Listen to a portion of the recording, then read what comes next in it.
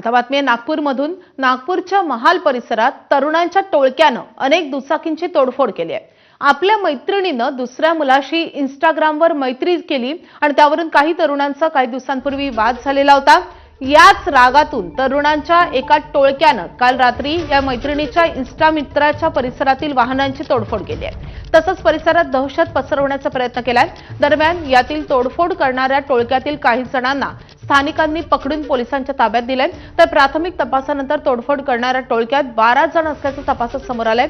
आरोपींमध्ये अनेक जण अल्पवयीन असल्याचंही समजतंय।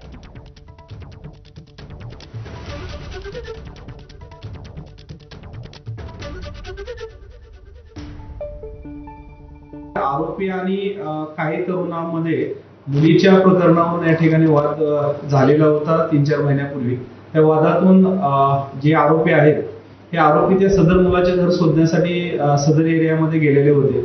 त्या एरियामध्ये गेल्यानंतर त्यांनी त्या ठिकाणी गाड्यांची तोडफोड केलेली आहे।